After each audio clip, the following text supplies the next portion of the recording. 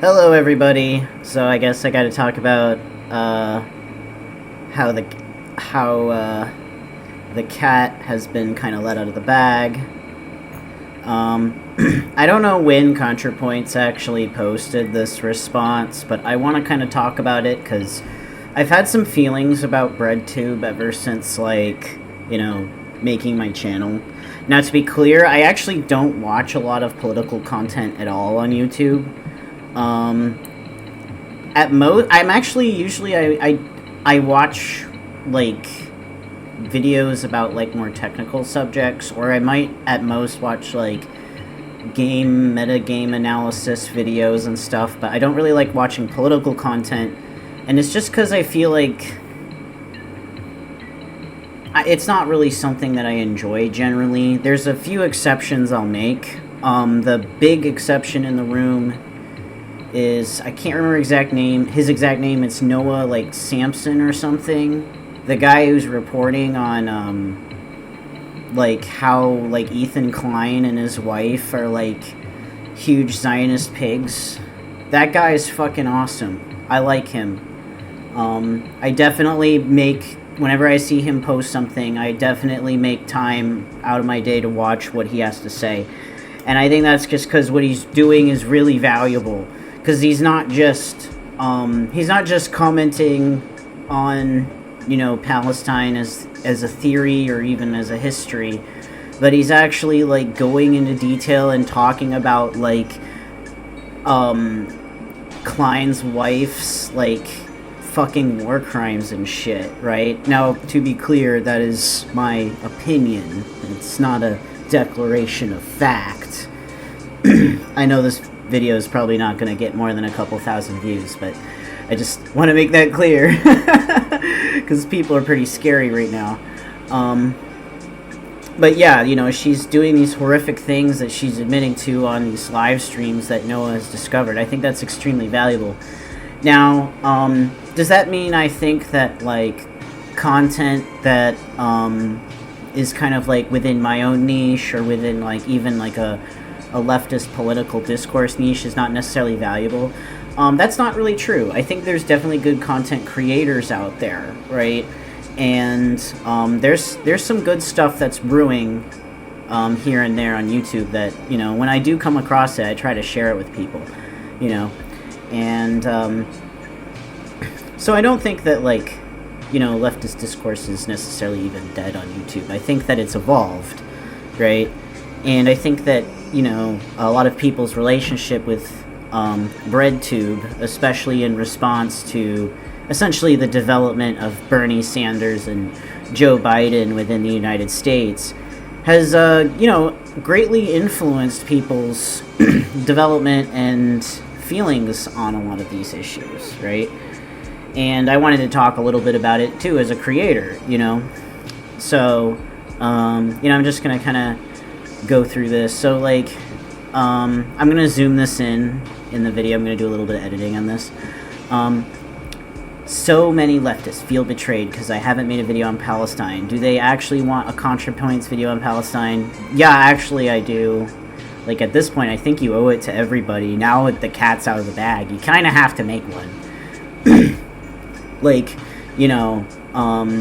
And the thing is that, I think what annoys me about this whole, hesitance that she has towards, making a video like this that really frustrates me, right, is that, I don't usually make content about Palestine on my channel. I just don't feel like I'm researched enough to really make a lot of content about it, right?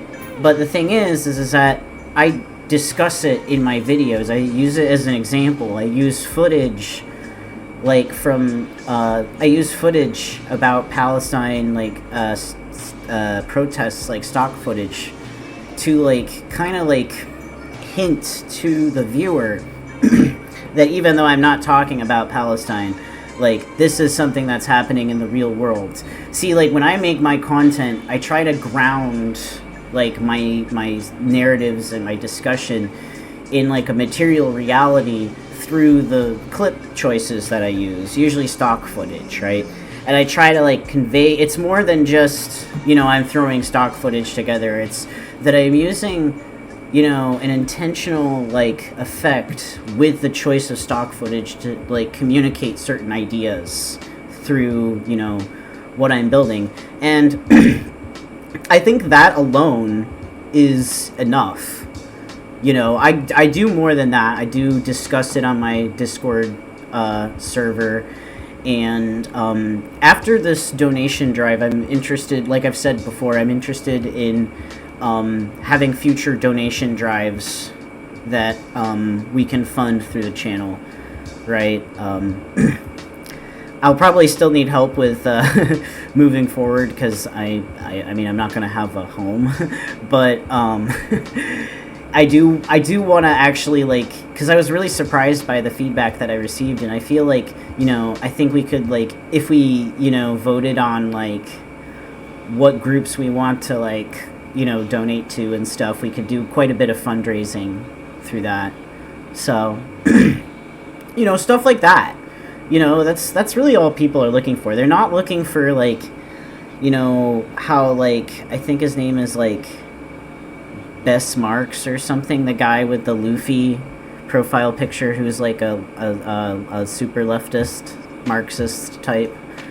And he has, like, this whole, like, he has this whole thing on his channel about, like, the history of Palestine and stuff, right? Like, nobody's asking you to do that. That's, like, a shit ton of research, and, like, really I would rather somebody who, like, has, like, a very material understanding of the question to make it. Like, it's nice when somebody who's a major YouTuber helps promote somebody like that, or helps, you know, donate money towards funds because they watched a video about it or something, and they help get the message out there. But I really think that they should step out of the way and let the experts do the talking, because, like, you know, like, let's get real, a lot of these YouTubers are just people, white people oftentimes, most times, really, behind a microphone. I mean, I'm a white person behind a microphone. I'm a disabled transgender white person, but I'm still a white person. So,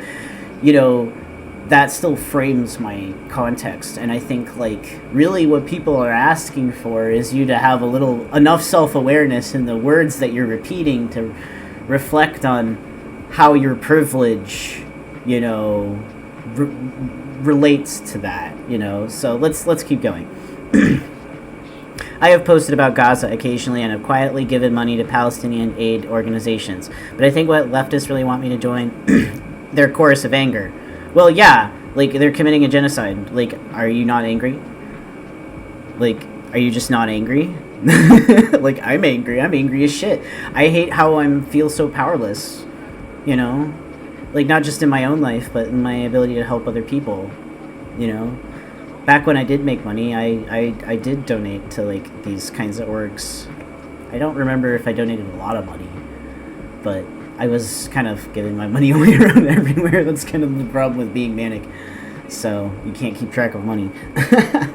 But, you know, just with this recent donation drive, I donated $100 to a Danish journalism organization working in Palestine to report on the conditions there. So, like, you know, you can do stuff, right? Like,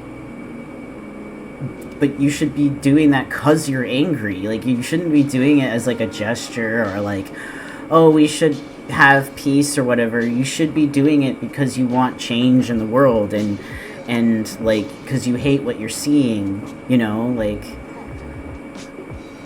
it's crazy. So, they sense some hesitation on my part and are judging me very harshly on my presumed opinions. Yeah, because you've made no effort, like, publicly to really do anything. So, here's my opinions. Is Israel committing a genocide in Gaza? Yes. Do I oppose it? Yes. Do I feel angry about it? Yes. I also feel a lot of other things. Okay, here we go. The week after October 7th, it was clear the mood among Israeli leaders and civilians was overwhelmingly kill or be killed, existential panic, and unstoppable lust for revenge. It reminded us of U.S. after 9/11. There was no reasoning or protesting them out of it, nor was it politically feasible, blah, blah, blah, blah, blah, blah, blah, blah, blah, blah. So there was a sense of futility. So you just are going to give up? Like, are you one of those people that, okay, so, like, you're my age, right? And I remember, I know exactly what she's talking about with the bloodlust and the craziness, right? And this is definitely an appeal to people my age, like the millennials, because we remember this, and it was very traumatic for a lot of us, because, like, we went from having this happy-go-lucky world where Pokemon was everywhere, and we were growing up in school and learning about how awesome America was, and then all of a sudden the 9/11 happens, and then the United States like mobilizes into this hyper violent machine, and it's really hard to process what actually like we witnessed through that, you know? And she's appealing directly to that. That's a little annoying. The leftist pro-Palestine movement quickly decided that their primary goal was not merely opposition to the genocide, but opposition to Zionism in general. Yeah, because of the history of Zionism. It's fucking colonialism. That is, the opposition to the existence of Israel as a Jewish state. Yeah. And here they decided to draw a line separating decent people from genocidal fascists. I mean, why do you think they're... I mean, this has been said by everybody, but, like, why do you think they're committing that, right? And... you know, she just keeps going on about how, like, there are, like, okay Zionists, there's fine Zionists, or whatever, and I'm completely opposed to that opinion, because it's like, you know, the problem in the first place is the imperialism. Like, you can't, like, where, like, you're, like, I'm an American, right? I mean, I'm literally on colonized land right now. Like, there are, like, Native American, like, group organizations in this area where, like, the people who lived here before, their descendants are, like, go and talk about their local shit, you know? And, like, we took that land from them. It's not okay, right? Like, just because it inconveniences me because I'm a white person, right? And I have to be, you know, descended from the bad guys, right? Like, it's... And I have to, you know, accept the reality that, like, the world that my ancestors and their community constructed created this fucking shit place, right? And accepting that, right, is, like, fundamental to my politics. That's why I support, you know, minority politics so much, because, you know, especially, like, minority racial politics, like, whether it be, like, black or, you know, like, indigenous stuff and, like, First Nation stuff and stuff. And I'm not, like, I'm not, like, the most well-known in it, right? Like, I'm still very, very early on in it, and I think that, to be honest, it's important to be honest about it and listen to people who know more than me and learn, because, like, one, it's absolutely fascinating, like, how crazy shit actually is, you know, when you actually, like, listen to somebody who's an expert in, like, black studies or something, right? And two, you realize just, like, how fundamentally fucked up, like, the colonialist project really is. Like, and the thing is that Israel is the product of very similar, you know, circumstances. It's a colonialist project as well, right? It's and it's a very fascist one. It was like, I mean, I'm not a historian on the subject, but from what I understand, it was basically, you know, something that was devised by, like, the Zionism was something really pushed by, like, Jewish fascists. Like, it's not something that we should really be, like, nodding our heads and saying, yeah, that's actually cool, we should totally get on board with that. Like, no, we should be critical of something like that, because, you know, it's something that produces a shit ton of violence, and that's the whole reason why we even have Gaza in the first place, because it's like, it's essentially a concentration camp, you know? I mean, I'm just repeating what other YouTubers have said, because I've been watching quite a few videos on it, but they're right, you know? Gaza's a concentration camp for the survivors of the initial, you know, essentially ethnic cleansing that allowed the Israel to settle, you know? And that was something that was endorsed by Western, you know, societies through this narrative, you know, through all these, like, religious weird narratives and shit, and all this crap from, like, guilt from the Holocaust and everything. And it's just fucked. Like, nobody who supports that is okay? Like, they're wrong about it. Like, they don't have to necessarily be, like, the most evil people on the planet, but like, it bothers me when people minimize, like, the fact that the entire nation shouldn't even be there in the first place, right? Like, they literally just came in and decided that they were gonna run things, and they took people's homes, and they took people's lives, and they took people's, like, everything. It's fucked. Like, this is bullshit. Anyways, Dread. I wonder why. The online left has spent the last 20 months distributing hundreds of photos and videos of dead Palestinian children. The main effect on this has been to create a population of people in a constant state of blood-boiling rage with no consequential political outlet. First off, what are you talking about? People are, like, protesting. People are organizing. There's, like, you see Free Palestine stickers, like, everywhere in, like, so many urban environments now. Like, everybody's fucking talking about it. It's literally, like, what are you fucking talking about? There is a political outlet. It's you know, like, this is what happens when you don't believe in micropolitics, right? You just don't think that you can do anything, and you're completely helpless.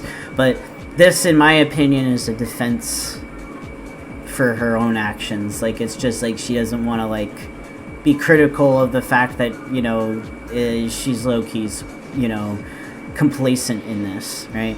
I fear that this may be worse than useless. Antisemitism and Anti-Zionism are conceptually not the same, and conflating them is dangerous. But in practice, the way Israel is perceived does seep into attitudes towards Jews in general. I don't think Jews who are isolated and wary in the current atmosphere are simply hysterical or hallucinating. Now, I will say this, you know, I'm not a Jew, but I just, like, I don't know what it is, but, like, I'm friends with so many people who are Jewish. It's ridiculous. I feel like I'm a magnet for Jews for some reason. Like, they, like I don't know what it is. It's just like every like, I have like a 50 flip chance that somebody's gonna be like, oh yeah, actually I'm Jewish, and I'm like, it happened again, right? And, you know, these friends of mine, they're anti-Zionists, right? They're not cool with this shit, right?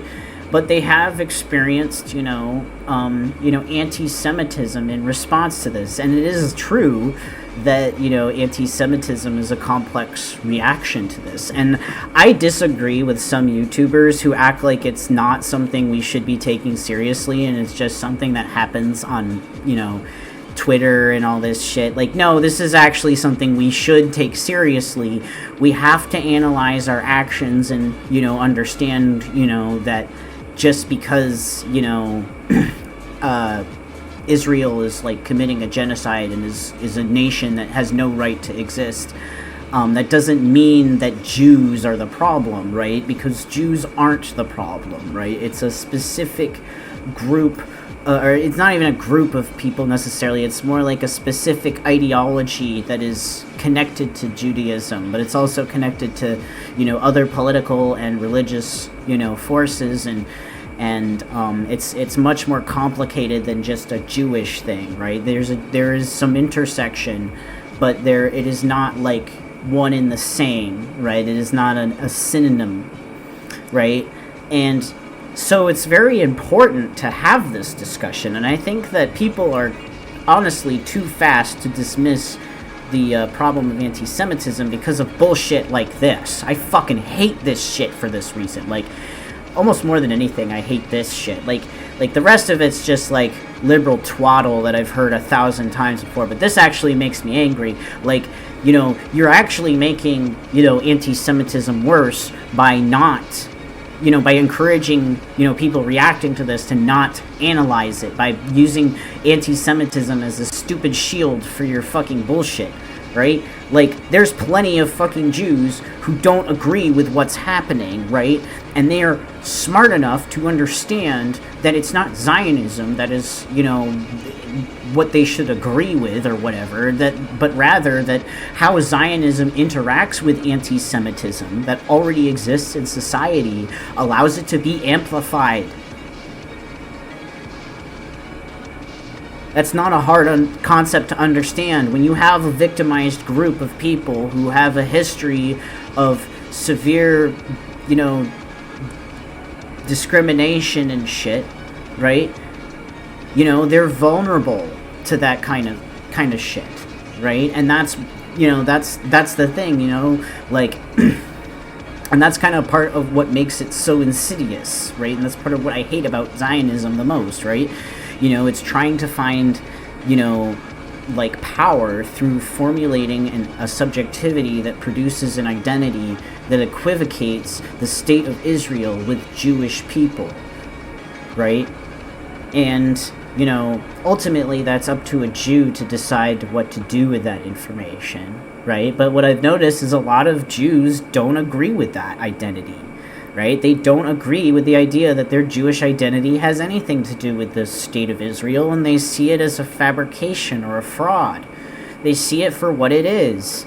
And so, you know, in order to solve these problems of anti-Semitism, which again, we have to take very seriously, you know, we have to, you know, also acknowledge that that Israel doesn't really have a right to exist, that the problem is Israel, right? To focus the problem on Israel, not Jews, not Judaism, and nothing, you know, to separate these two subjects that have been put close together to allow defenses like this to go on, right? Like,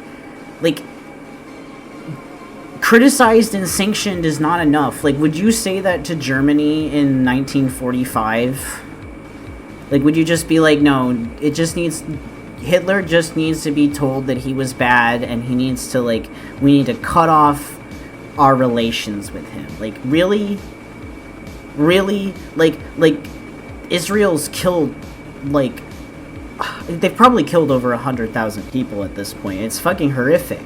It's a bloodbath over there. And they're gonna, like, fucking, they want to fucking pave it with, like, luxury bullshit. Right? Like, imagine, like, the kind of fucking evil person you have to be to live in that kind of condition, right? So anyways, let's go on. Bitterness. Much of the online left spent all of 2024 single-mindedly focused on Palestine and the complicity of democratic politicians in sending Israel to aid to Israel. You know what? Fuck you, ContraPoints. You know, I was in the Detroit area, and I voted for the only representative in the entire country that even matters right now. Well, except for maybe that one in Minnesota. But Rashida Tlaib. And the reason why she matters, right, is because she essentially is like, you know, like, let's get real. Outside of maybe some, like, minor local stuff, she's not going to make much political progress because this is an evil country. But what she exists for is she's Palestinian. She's going up to these fucking ghouls and telling them what they actually fucking do to her own people. That's why people vote for her, because she's real about that shit, right? And we all saw what happened. She got censored like ridiculous, and it was a huge spectacle. The media just makes a huge fucking shit fit about it and tries to frame her as, like, supporting terrorists or whatever. And the thing is that if we look at the election results for that particular district in Michigan, right? Let's actually look that up right now.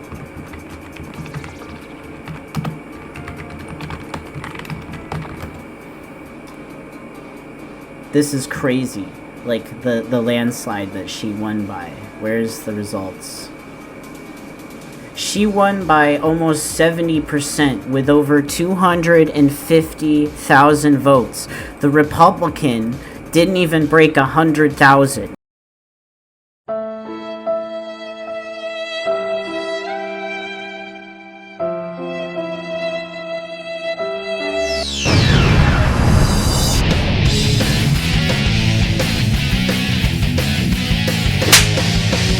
In comparison to almost like